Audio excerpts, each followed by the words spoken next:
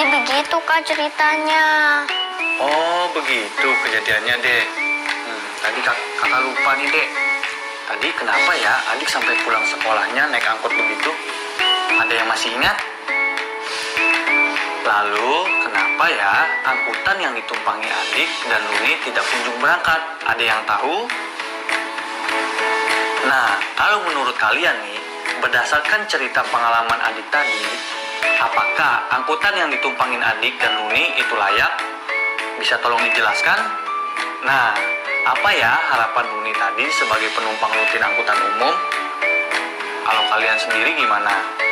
Silahkan tulis jawaban kalian di buku kerjamu ya. Ngomong-ngomong soal harapan nih, pernah nggak sih kalian berharap atau membayangkan menjadi seorang pemimpin? Jadi wali kota atau bupati misalnya, atau mungkin presiden. Wow, jadi wali kota, bupati, presiden. Nah, seandainya kamu jadi wali kota dan melihat masih banyak hal yang harus diperbaiki terkait layanan alat transportasi umum di daerahmu, apa sih yang akan kamu lakukan untuk meningkatkan pelayanan alat transportasi umum di daerahmu?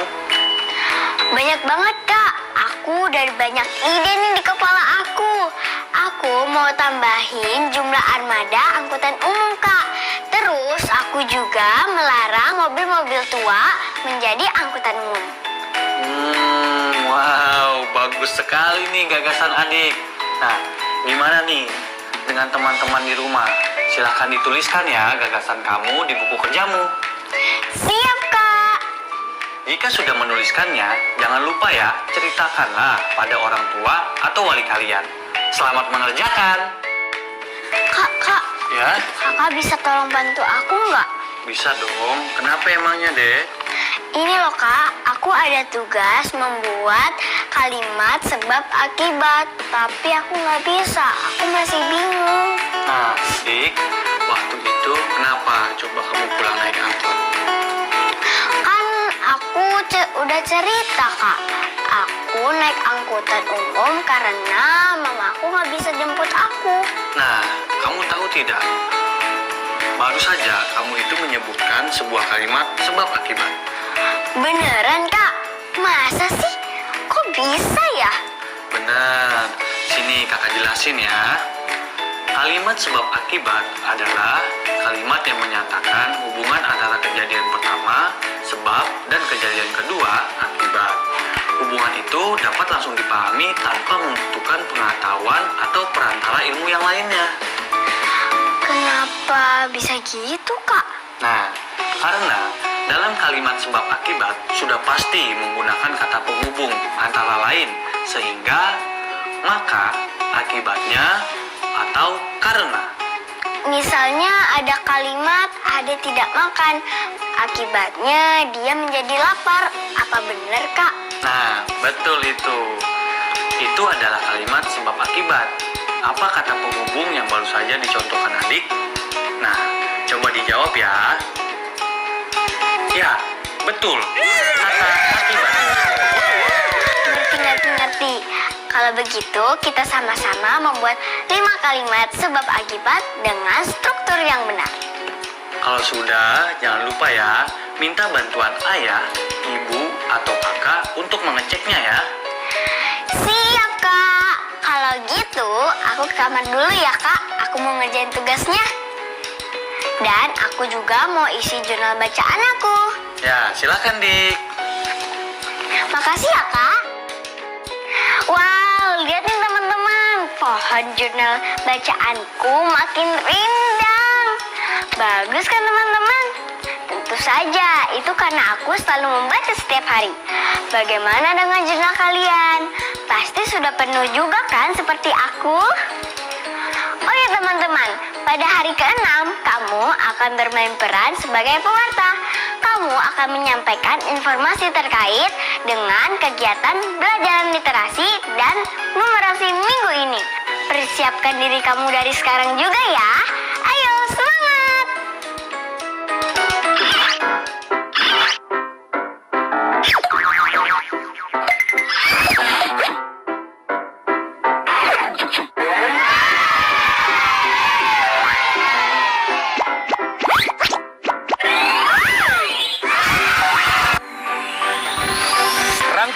peristiwa aktual sepanjang hari kami hadirkan dalam Klik Indonesia Malam setiap hari pukul 18 waktu Indonesia Barat.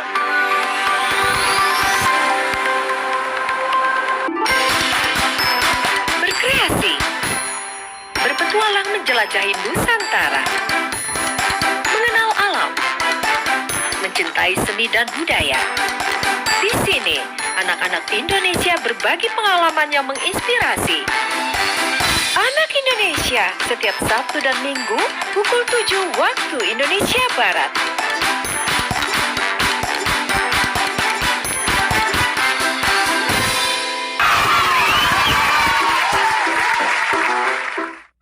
Hai Kak, Hei, lagi ngapain? Serius banget kelihatannya. iya nih dek, kakak lagi mengecek tarif dan rute transportasi umum buat ke Surabaya. Kakak mau liburan nih ke rumah nenek. Asik dong. Wah, mana coba lihat Kak. Nih, lihat aja tuh. Perhatikan ya, ini adalah rute dan tarif angkutan umum di Surabaya. Alat transportasinya ada 3 jenis, yaitu bus, angkot, dan kereta komuter. Dengan beberapa rute tujuan. Harganya variatif ya Kak. Rutenya juga lumayan banyak. Nah, rencananya nanti teman kakak, si Wahyu, Budi, dan Adi akan menemui kakak di rumah nenek. Mereka itu tinggal di Mojokerto, Dek. Di Mojokerto Kak. Kan rumah nenek di Porong. Nah, itu dia. Makanya kakak lagi ngecek nih. Kalau seandainya mereka membawa bekal uang 100.000 untuk biaya transport pergi dan pulang, mereka bisa pilih kendaraan umum yang mana. Coba deh, kamu bantuin aku dong. Yang mana ya Kak? Nah, coba deh, adik perhatikan lagi tabel tarif angkutan umumnya. Lalu pilih. Teman-teman, yuk kita isi tabelnya. Kalau sudah selesai, temuin kakak di garasi ya.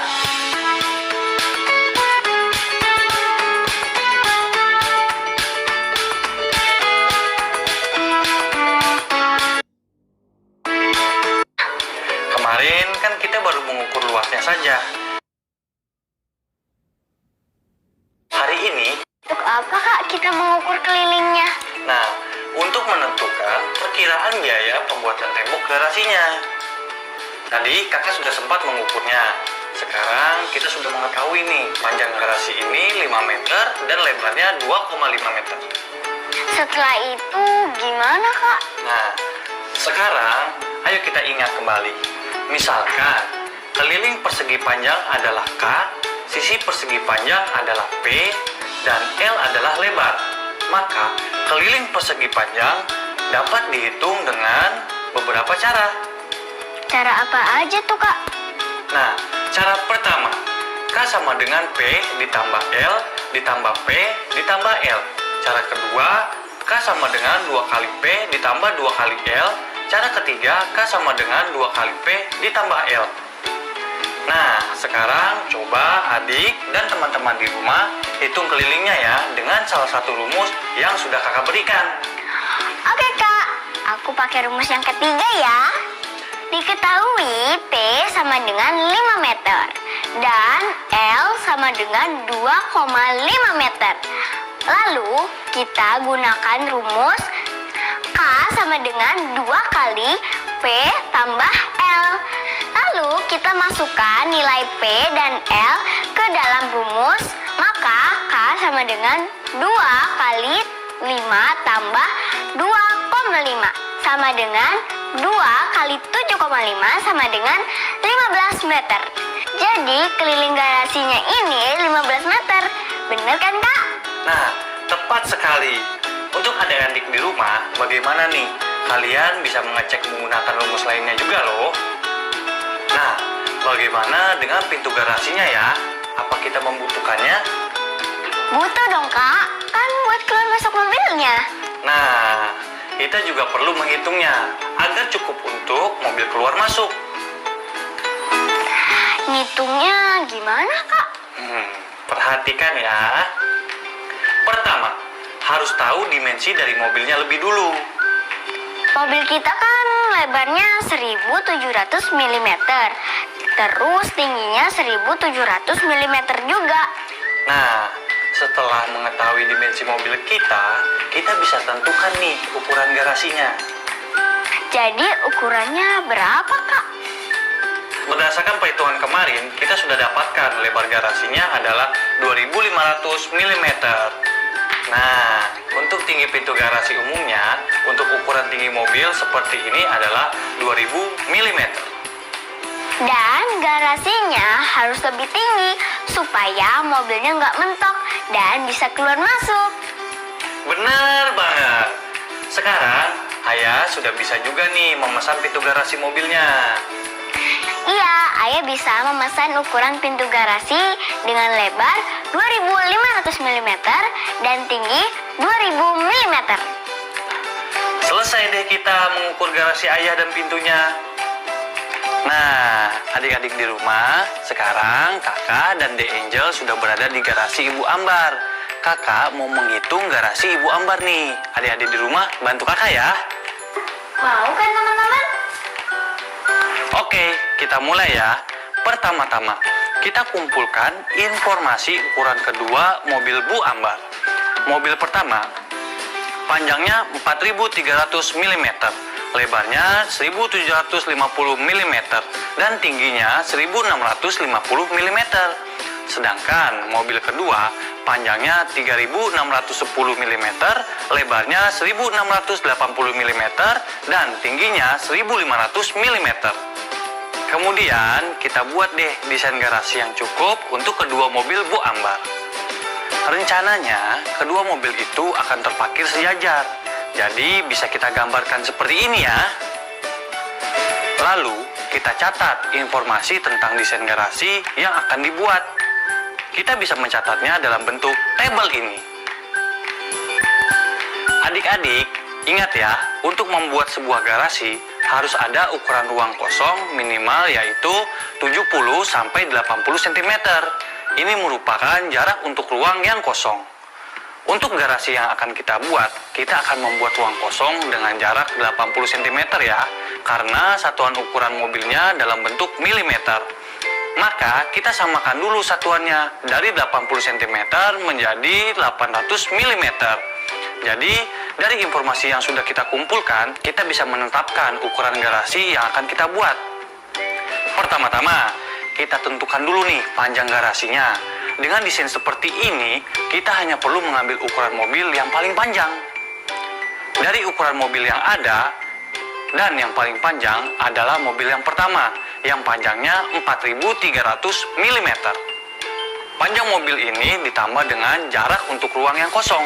Jadi 4300 mm ditambah 800 mm sama dengan 5100 mm. Kita konversikan ke meter, yaitu menjadi 5,1 meter. Selanjutnya, kita hitung ukuran lebar garasi untuk dua mobil. Lebar dua garasi ini dihitung dengan menjumlah dua ukuran lebar dua mobil dan ditambahkan juga jarak ruang kosong untuk kedua mobilnya. Jadi, lebar dua mobil ditambah jarak ruang kosong untuk dua mobil. Maka 1700 mm ditambah 1680 mm ditambah 1600 mm sama dengan 5030 mm. Kita konversikan ke meter dulu ya, yaitu menjadi 5,03 meter. Kemudian, luas garasi untuk dua mobil dapat kita ukur dengan cara mengalihkan panjang dengan lebar. Kita tinggal kali 5100 mm dikali 5300 meter. Kita ubah dulu nih satuannya ke meter. Menjadi luas sama dengan 5,1 meter dikali 5,03 meter. Sama dengan 25.653 meter persegi. Dan yang terakhir, kita tinggal menghitung kelilingnya. Adik-adik masih ingat kan rumus keliling? Ya, betul. Keliling sama dengan 2 kali dalam kurung panjang tambah lebar. K sama dengan 2 dikali 5100 mm ditambah 5030 mm. Hasilnya adalah 15.160 mm. Ya, kita ubah ukuran milimeter ke meter menjadi 15,16 meter. Wah, lengkap deh tabelnya. Ya, kita sudah mendapatkan ukuran panjang, lebar, luas, dan keliling garasi untuk 2 mobil Bu Ambar. Hebat! Nah, sekarang tentukan juga ukuran pintu garasi yang cocok untuk garasi Ibu Ambar. Dengan cara seperti sebelumnya ya. Saat kita mengukur pintu garasi ayah, masukkan ke dalam tabel seperti ini dulu ya. Bu Ambar juga membeli sarung mobil untuk kedua mobilnya. Makin luas, tentukan mobil mana sih yang harga sarung mobilnya lebih mahal. Jelaskan ya alasanmu. Nah, kalau begitu, coba kalian perhatikan 2 gambar rencana garasi mobil yang akan dibangun oleh Pak Dani.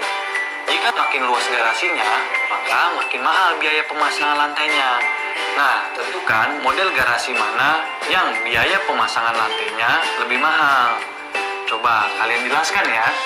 Nah, kalian juga cobalah gambar 2 buah dina garasi berbeda yang cukup untuk 2 buah bus di bawah ini. Tuliskanlah jawabanmu dalam bentuk tabel seperti ini ya.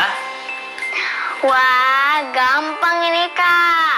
Kalau aku bisa, teman-teman kalian pasti bisa juga kan? Ya, adik-adik pasti bisa. Semangat mencoba ya. Ayo! Semangat! Hai teman-teman, aku habis rapiin buku nih. Habis belajar, dirapikan lagi ya barang-barang kalian. Wah, bagus sekali tuh, Dek. Itu tindakan yang terpuji. Nah, untuk hari ini apa aja sih yang udah kita lakukan? Kita sudah berpendapat mengenai alat transportasi angkutan umum dan belajar menuangkan ide atau gagasan. Nah, terus apa lagi tuh? Kita juga hari ini sempat mempelajari apa itu kalimat sebab akibat, disertai dengan kata penghubungnya. Nah, kemudian ada lagi nggak sih yang kalian dapat? Kita juga belajar menghitung keliling persegi panjang, kemudian belajar menentukan ukuran lebar, dan tinggi pintu. Nah, sepertinya ada lagi nih, Dek. Ada dong Kak, kita tadi juga belajar mengukur dan membuat desain garasi untuk 2 mobil. Betul.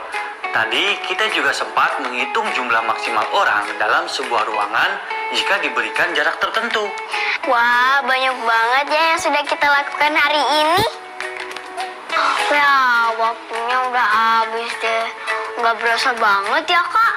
Nah, maka dari itu kamu harus bisa menghargai waktu, Dek. Karena waktu itu sangat berharga dan takkan bisa kembali lagi loh. Bener tuh Kak, setuju. Makanya kita semua ini wajib memanfaatkan waktu dengan baik, mengisinya dengan kegiatan yang positif seperti belajar misalnya. Iya Kak, dengan belajar kita jadi banyak tahu. Dengan begitu akan mempermudah kehidupan kita. Karena ilmu jendela dunia. Oke, sekian dulu ya perjumpaan kita hari ini. Ingat, pelajari kembali apa yang kalian dapatkan hari ini ya. Sampai jumpa lagi. Salam sehat selalu.